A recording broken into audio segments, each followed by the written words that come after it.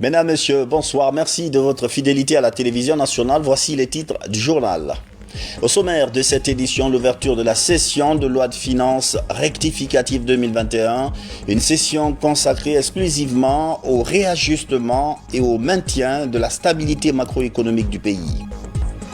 Un vaste programme d'autonomisation des femmes Afria, une initiative privée pour accompagner la volonté politique du président de la République.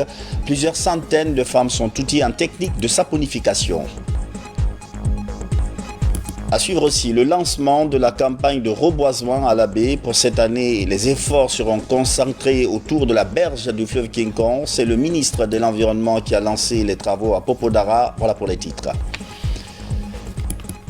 Bonsoir à tous, ouverture ce matin à l'hémicycle de la session extraordinaire 2021. Elle est consacrée à la présentation de la loi de finances rectificative devant les élus du peuple. L'objectif est de permettre à l'exécutif de réajuster et maintenir la stabilité macroéconomique.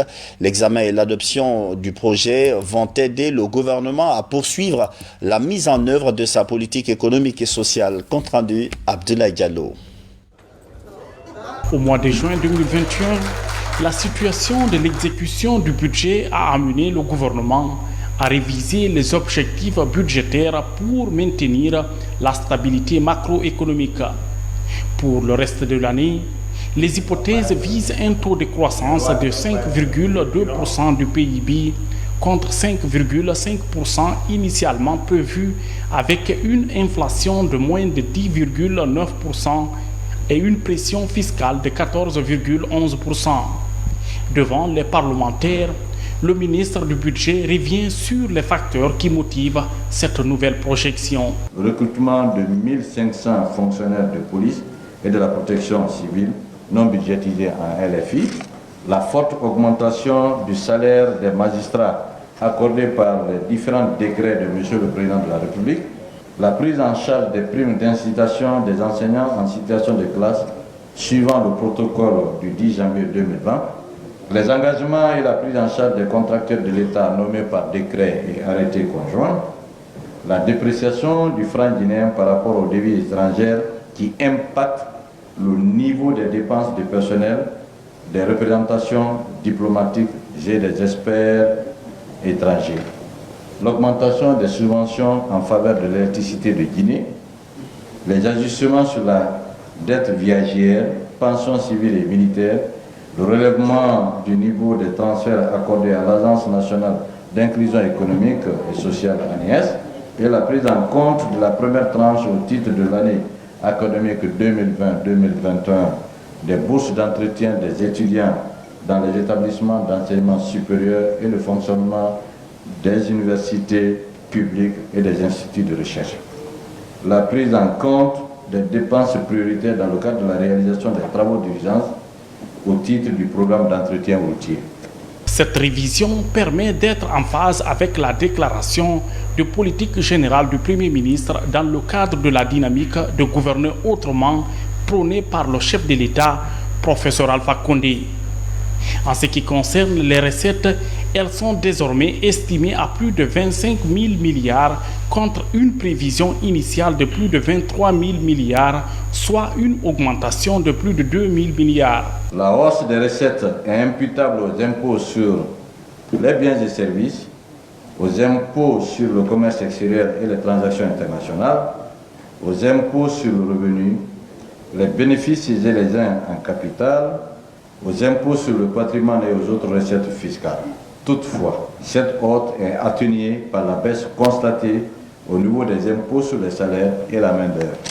Initialement prévues à plus de 27 000 milliards, les dépenses sont revues à plus de 29 000 milliards dans le budget révisé de l'État, avec une augmentation de 5,70%.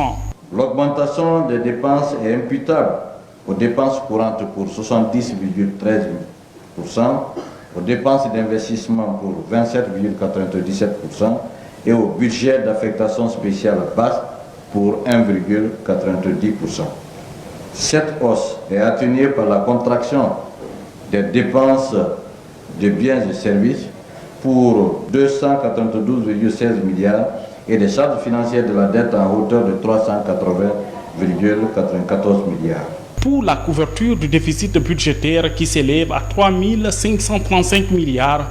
Le gouvernement donne une feuille de route très claire au ministre de l'économie et des finances. Procéder à des cessions d'actifs pour un montant de 333 milliards, de contracter des emprunts pour un montant de 8 059,210 milliards, recouvrer les créances sur les entreprises et autres redevables pour 313,282 milliards, procéder au remboursement du capital des emprunts pour un montant de 4 837,822 milliards, dont 3 844,589 milliards en emprunt intérieur et 993,233 milliards en emprunt extérieur. L'adoption de ce projet de loi de finances rectificative va permettre à l'exécutif de poursuivre la mise en œuvre de sa politique économique et sociale en accord avec les engagements pris auprès des partenaires au développement. Santé, l'actualité, c'est toujours la lutte contre le coronavirus. La société Guinée-Games vient d'offrir 50 bouteilles de gaz à l'unité de réanimation du centre de Bessia. Quant à la coopération allemande, elle donne 400 000 masques chirurgicaux pour la prévention. Le point complet avec Mamadi Ternakabisoko.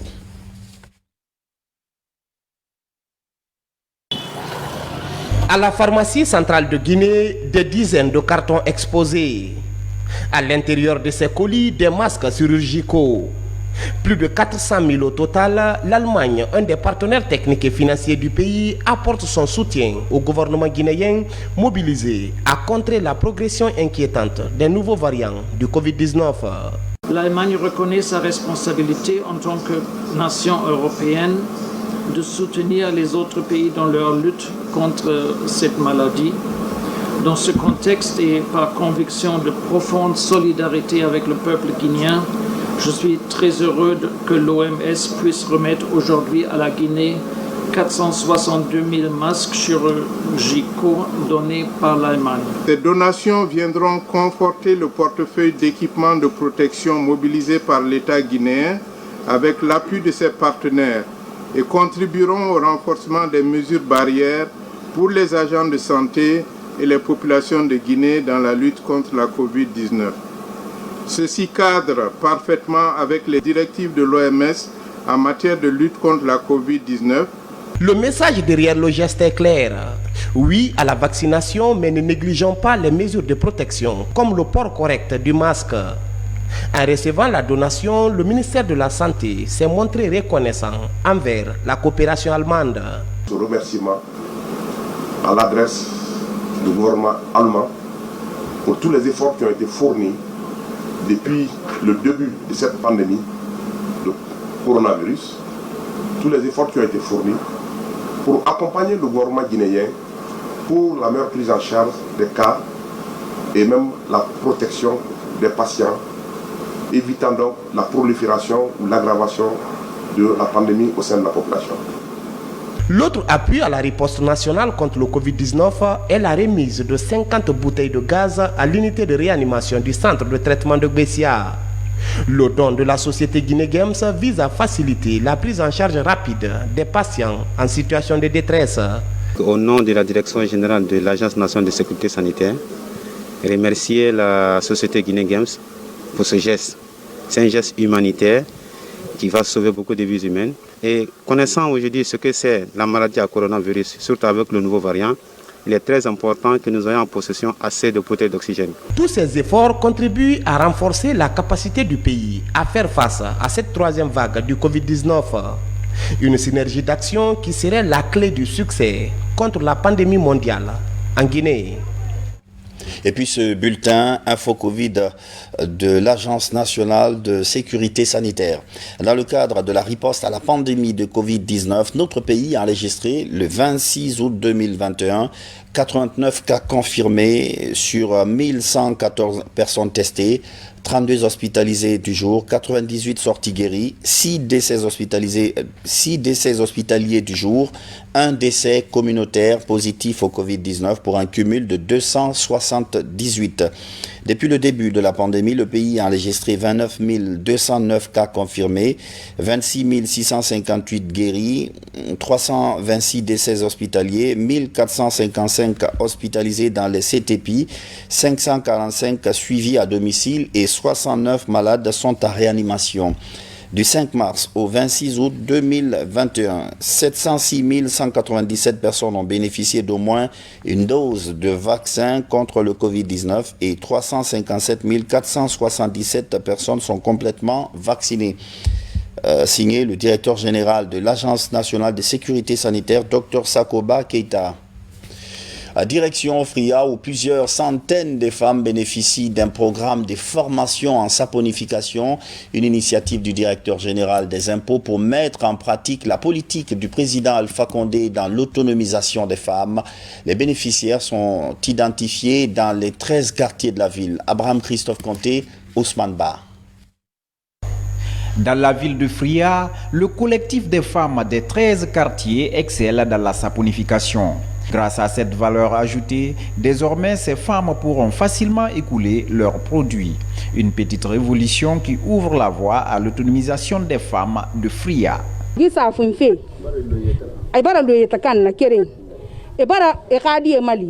Ce métier de saponification ouvre la voie à l'autonomisation des femmes de Fria. Nous voulons que cette initiative que le président de la République nous a offerte soit bénéfique pour tous. Nous comptons former d'autres femmes pour leur bien-être familial.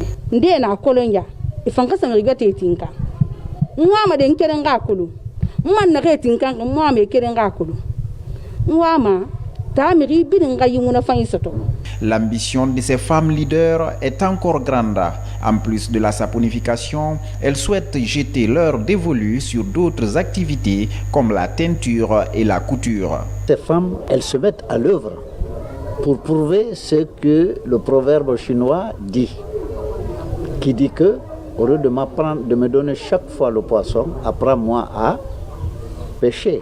Aux femmes de Fria, c'est de continuer de prendre à bras le corps cette activité. En plus de cela, le donateur avait annoncé aussi le problème de la teinturerie pour rendre toujours les femmes de Fria autonomes.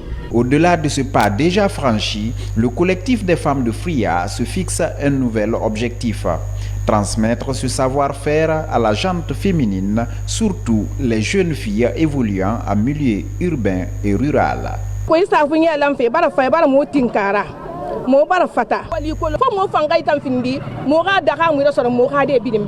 Le programme d'autonomisation des femmes prôné par le gouvernement guinéen enregistre des résultats satisfaisants à travers le pays. Avec ce coup de pouce, les membres du collectif des femmes de Fria parviennent à s'auto-employer pour couvrir les besoins de leurs différentes familles.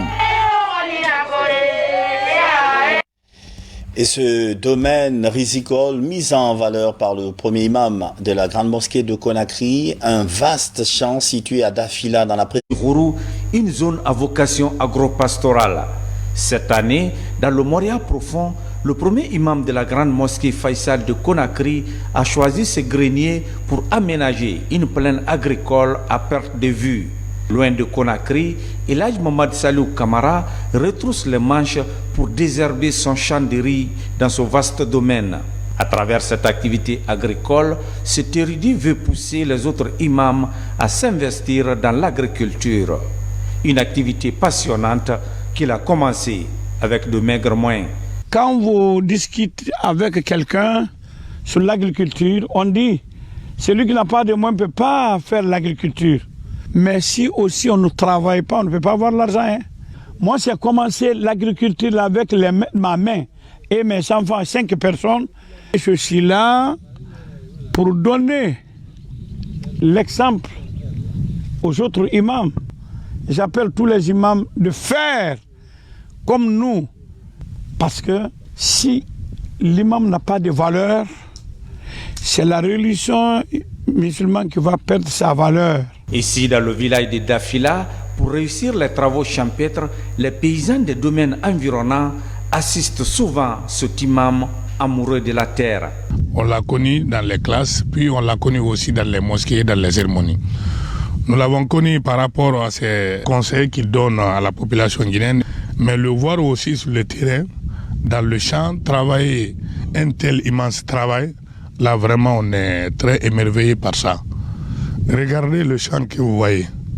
C'est-à-dire vous allongez votre regard, vous ne trouvez même pas la fin de ce qu'il est en train de le faire.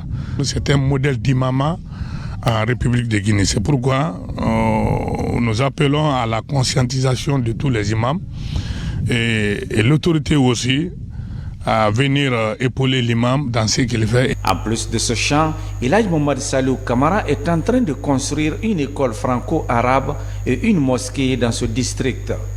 Une manière de contribuer à l'éducation des enfants, mais surtout au rayonnement de l'islam dans la contrée. Environnement avec le lancement des travaux de réhabilitation du jardin botanique de Camayen. Cette zone existe depuis 1897 et est considérée comme un des plus importants poumons écologiques de la capitale. Les travaux de restauration du jardin sont exécutés par une ONG locale. Amadou Touré. Nous sommes au jardin botanique de Camayen dans la commune de Dixine. Il est considéré par des spécialistes comme l'une des plus importantes forêts écologiques de Conakry, couvrant actuellement 7 hectares avec plus de 114 espèces d'arbres. Ce niche écologique est confronté aux défis qui menacent son expansion. Le jardin botanique de Camayen a été créé en 1897 par le professeur français Auguste Chevalier. On n'a pas de contractuel pour le maintien du jardin. Normalement, on doit avoir 2 groupes de travailleurs, les élagueurs et les jardiniers. Mais ça en manque. Pour faire face à ces problèmes et renforcer la résilience écologique du jardin, d'importants travaux de réhabilitation et de valorisation sont initiés. Nous allons faire des activités suivantes. Le nettoyage des allées de cette forêt qui était obstruée pour vraiment donner une viabilité. La deuxième chose, c'est de faire un inventaire des espèces d'arbres qui se trouvent dans cette forêt-là et les étiqueter. La troisième chose, c'est d'installer des endroits, c'est-à-dire que des bancs à l'intérieur pour les touristes et pour toute autre activité de réjouissance. La dernière chose, c'est de mettre en place un modèle économique pour pouvoir rentabiliser ce jardin. Ces travaux de réhabilitation et de valorisation sont l'œuvre du réseau national de la société civile pour l'environnement et le développement durable RENACED, financé par l'ambassade de France en Guinée à travers le service de coopération et d'action culturelle. C'est parti pour la campagne de reboisement à la baie. L'opération est lancée à Popodara par le ministre de l'Environnement, des Eaux et Forêts. Plusieurs plans ont été mis en terre sur les berges du fleuve Kinkon. Mamad Alpha Baldé, Alpha Isiagaba. Sur environ 7 hectares, cette forêt communautaire de Popodara retrouve progressivement son couvert végétal. Ces plans datent de 2019, principalement protégés par les communautés locales. Le site est sur le point d'être élargi. Popodara abrite le lancement officiel de la campagne de reboisement dans la région de la baie. Vous pouvez l'apercevoir, c'est plus de 2 mètres de hauteur, avec une vitesse de croissance de plus de 1 mètre par an. Donc ça, c'est une réussite parfaite. Ça a été réalisé sous l'initiative présidentielle en 2019. Je crois que nous allons continuer avec la même stratégie, c'est-à-dire quoi? Et reboiser, restaurer le couvert végétal au niveau de notre pays à l'échelle nationale. Et on a été agréablement surpris de la taille des plants que nous avons plantés ce jour-là ici. Et franchement, ce qui nous encourage et nous amène donc à continuer à étendre la surface qui avait été reboisée. Il faut planter plus qu'on ne coupe. Et il faut empêcher en plus aux gens de couper. Voilà la politique. Après la baie, direction Kinkon dans la préfecture de Pita. Ici, les berges de Kokolo sont en cours de restauration.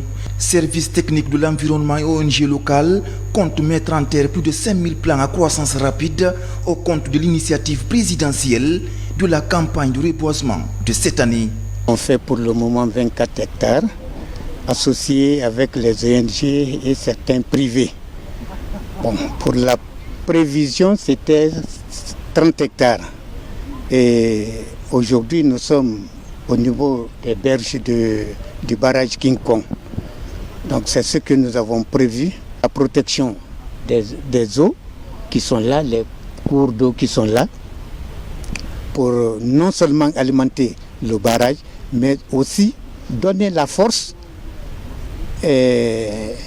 aux alentours. Pour arriver à couvrir 25% de son territoire de zone humide, la Guinée fait du reboisement une priorité à l'échelle nationale. Désormais, l'entretien des plantations reste la priorité à tous les niveaux. C'est tout pour les infos de ce soir. Merci à vous qui nous suivez depuis Sangiana dans Kouroussa. Bonsoir et à plus.